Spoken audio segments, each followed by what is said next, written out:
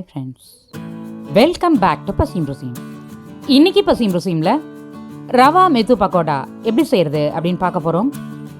முற்றிலும் ரவாவை மட்டுமே பயன்படுத்தி செய்யக்கூடிய இந்த மெத்து பக்கோடா ஒரு ஆப்டான டீ டைம் ஸ்நாக்ஸ்னு சொல்லலாம்.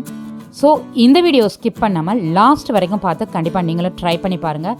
வாங்க ரெசிபிக்குள்ளே போகலாம்.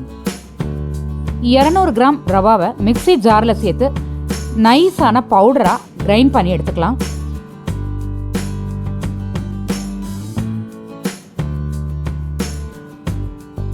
கிரைண்ட் பண்ண ரவையை ஒரு பவுலில் சேர்த்துக்கலாம்.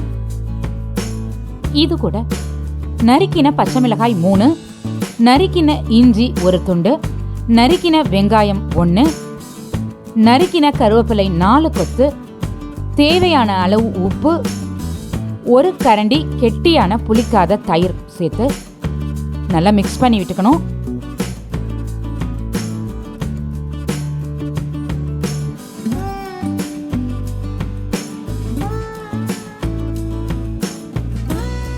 ஈவனாக மிக்ஸ் பண்ண பிறகு கொஞ்சமாக தண்ணி சேர்த்து மிக்ஸ் பண்ணிக்கணும்.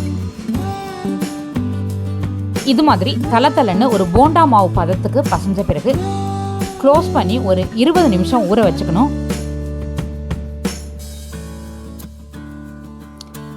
இதை கொஞ்சம் நல்லா அடித்து பிசைஞ்சுக்கணும். இந்த மாதிரி நல்லா அடித்து ஈவனாக மிக்ஸ் பண்ணி விட்டுக்கணும். ஊறின பிறகு கொஞ்சம் கெட்டியாக இருந்ததுன்னா தண்ணி சேர்த்துக்கலாம்.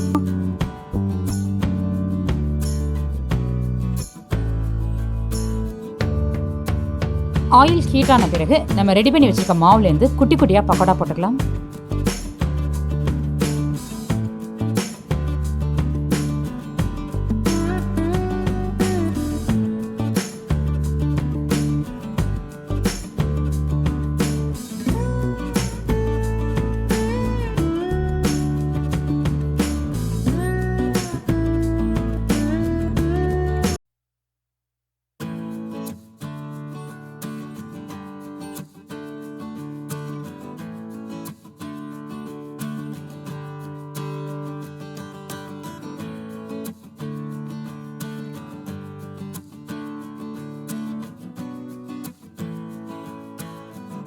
இது மாதிரி கலர் வந்த பிறகு எடுத்துடலாம்.